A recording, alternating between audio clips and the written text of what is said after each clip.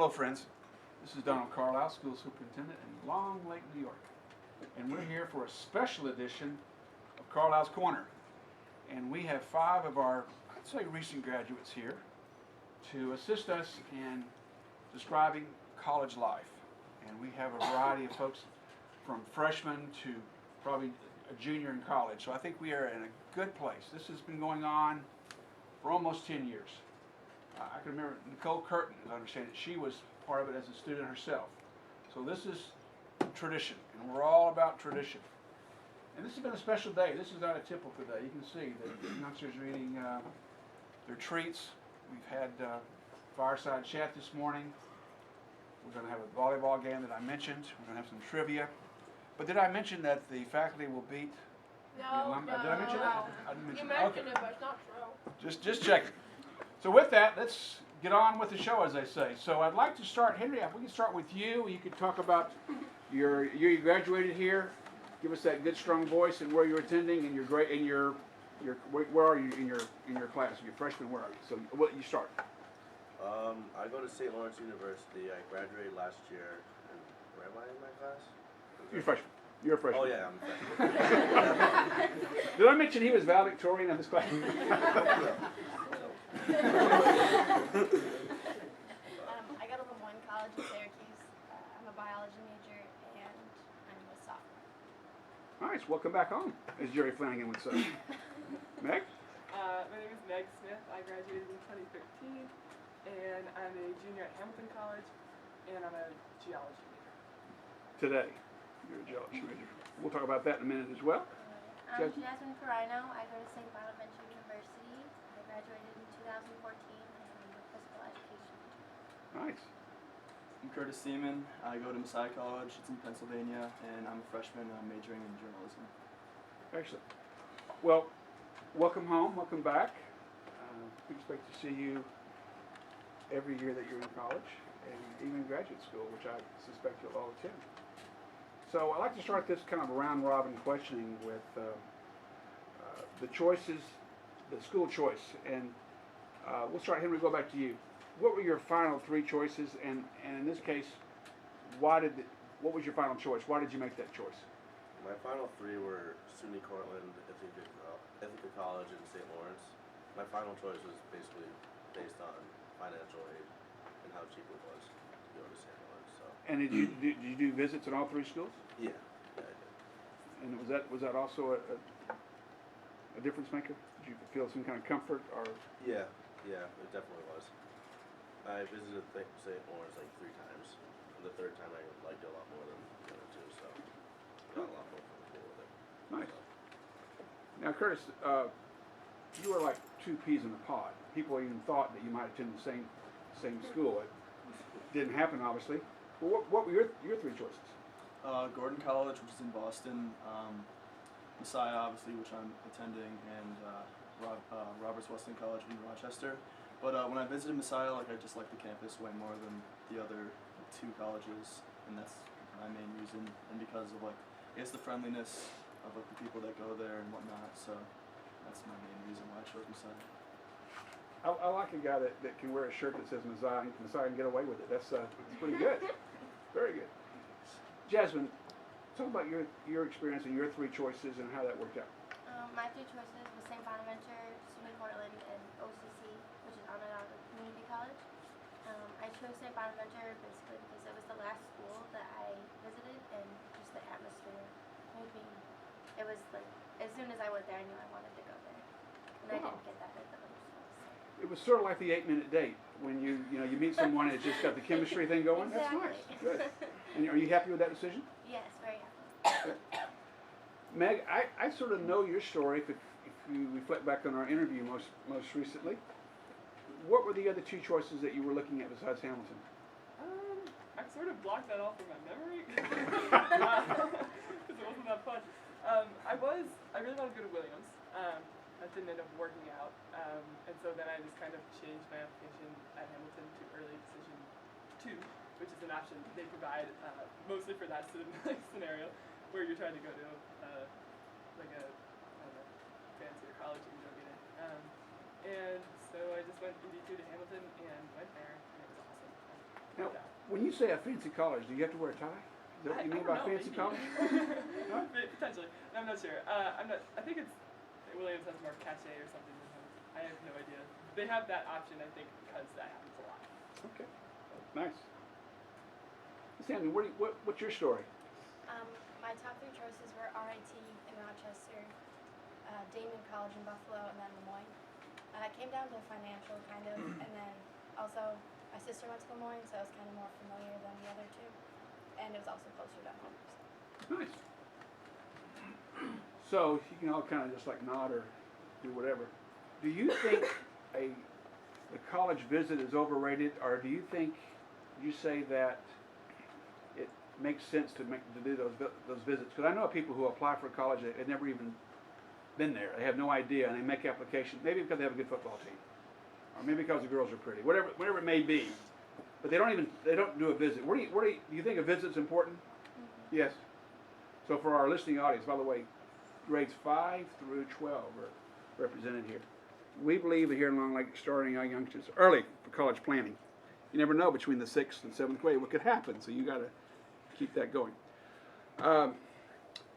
Number one issue, as far as the first challenge you had to face, I'm going to start with the freshmen because they just faced those challenges. Henry, what was the first real challenge that you faced? Was it homesick? Was it your roommate? What was the first problem? Not getting a class. I'm gonna give you guys the answers, but what was your first problem? All the assigned reading. And, like between my first year seminar and I took a history class, which I recently found out that also is a lot of reading.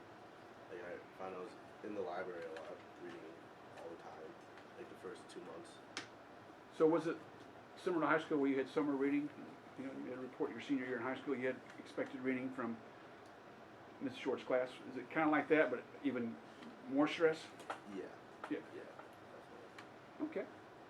I'm calling you guys the bookends. Curtis, what's your biggest challenge as a freshman going in? I didn't really have when I first got there, I was kind of nervous about meeting new people, but they had an orientation group thing, and I met a bunch of people right away, and I knew where all the buildings were because I had visited and whatnot.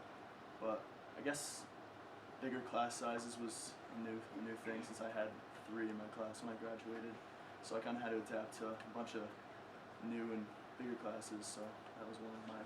Well, let's ask a how. We think of how and why questions when we talk about teacher evaluations. I always say, make sure you ask how and why questions. When I asked the question, why was meeting new people a concern, was that associated with the fact that you went to a small school system or a small high school? Was that part of why you were a little anxious about meeting new people? Because you got a good personality and all, and a confident person, scored 1,000 points in high school basketball. Why were you nervous about meeting new people? I just kind of want to make friends right away, so I didn't feel have the chance to feel homesick or miss anyone from back here. But and I don't know. I felt like if I got in a friend group early, it would I guess build and get bigger. I guess. And did that happen? Yeah, I met 7 or 8 guys that I'm good friends with now, so that's nice. But none of them could replace the friendship you had with Henry, right? No. Oh, okay. Just None of them wanted to be sure. Just want to be sure. Yeah. So we're talking about the freshman year and challenges you face. Let's talk about what challenges you face as you progress. So Meg, you're a junior now. What would be a challenge? And I know things always came easy for you back here in the day. What's been challenging at the college level? There are a lot of germs. For me, challenges have definitely, the main ones, the first one was playing basketball. I played the varsity basketball team and then I quit. So that's the thing that sometimes you have to, you get involved in something and then you get out of it, you have to deal with the changing environment and the fact that you have to make new friends basically. But the other challenge has definitely been schoolwork. It's college is hard. Even for you, it was challenging? Yes. Oh my gosh. Yeah. I find myself definitely behind in a lot of ways. Just personally, I have a lot of smart friends, so there's a lot of work you gotta do, a lot of reading, Well, and the writing, a lot lot of long essays. Hard. I took physics as well. That was really hard. But I think that's good that these youngsters are here because our teachers are promoting reading and writing across all grade levels and in all subject areas. So I'm already hearing read, read, read. I mean, that's great to hear. All right, Ms. Andrew, what's been your challenge? Now, you're a sophomore, right? Yeah. Okay. Definitely the schoolwork has gotten a lot harder even between freshman and sophomore years. But freshman year, it was hard to find my classes because we have one straight hallway here at Long Lake. But there's 3 academic buildings. It took me like 2 months to discover this tunnel underneath that can get you to all your classes. This year, it's a lot like more competitive, just because like next year half the bio majors are applying for the PA program, which is like physician assistant, and it's really competitive and kind of cutthroat. So Yep. that's been a challenge. Well, you mentioned the tunnel. The 5th and 6th grader can go ask Ms. Pine, do we have a tunnel underneath our school? And the answer is no. We have no tunnels here that I'm aware of. All right, so you're feeling better now that you know where all your buildings are? Yeah, All right. it's a pretty small campus. All right, Jay, what's been you're a sophomore as well, right? Yeah, Okay. I'd have to say that the schoolwork's the hardest part. You get Really? over the homesickness and all that in freshman year. So When you say get over homesick, how long did it take you to get over the homesickness? actually, I think I had it pretty bad. I was gonna transfer and go to a closer school because I'm 5.5 hours away from here. So, but I didn't because I love the school. So it probably took a semester. Okay. So sometimes you just have to catch yourself, is a phrase I used with the juniors this morning. When things come up, you just got to fight your way through it. So if it's homesick, whatever it may be, you just got to reach back a little deeper. Right. Maybe make a phone call home or Skype or do something. All right. So this will be for any of you, you can just ask, was distance from home an issue for any of your choices? I mean, I heard what you said about your 3 choices, but was distance to home? And elaborate on that. How far is too far away and how far is too close? Henry, I can see Will Stern. What are you thinking? Well, at first, I didn't want to go to a school that was so close because St. Lawrence is only like an hour and a half away. Yes. But going home on breaks, it's really nice because I didn't realize that. Just packing up and being home within an hour. So, like coming home for Christmas break, I left there at 4, got here at 5:30, which, like compared to Jasmine, who would like leave at 12, get back at 5. So the distance, I never thought of it actually played out for years. So. Meg, what about you and distance? I like 2 hours. I think it's a nice distance. That was definitely part of my choice because I ended up also really liking most of Bowdoin College, which is in Maine, it's on the coast of Maine, and that's about 6 hours away, 5, 6. Hamilton is 2 hours away exactly.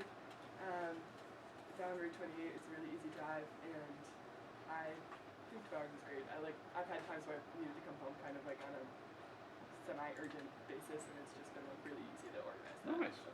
So 2 hours may be an ideal location. Of course, Curtis, it was your mother's cooking that brought you home quite a bit, right? Wasn't it? Isn't that big? This is only my 3rd time home in like the 4 months or 3 months that I've been away.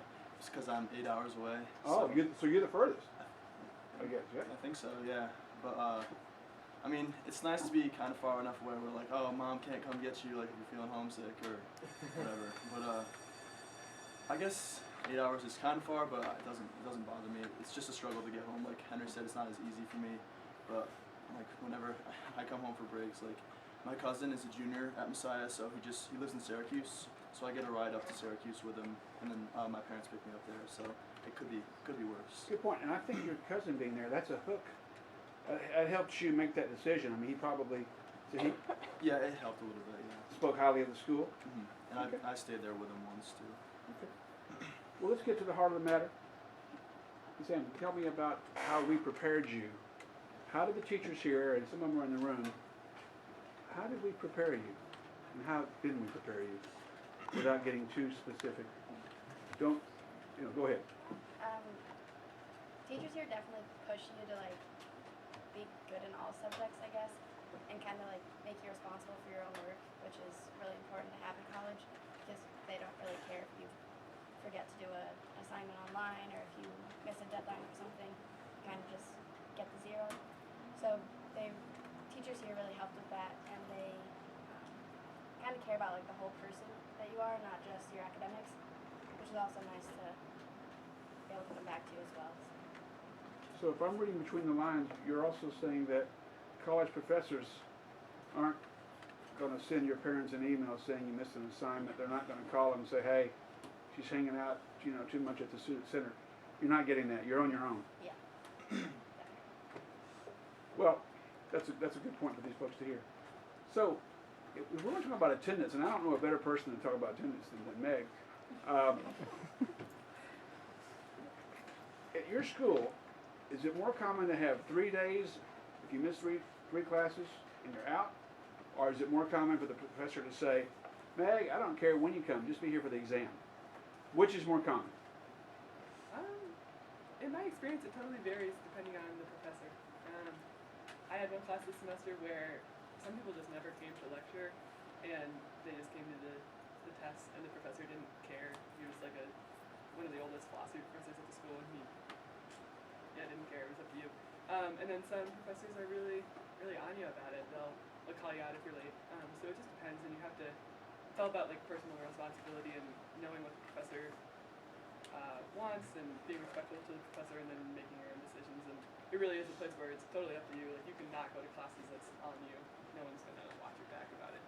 So at Hamilton, it just depends, and you gotta make the decisions yourself, I guess.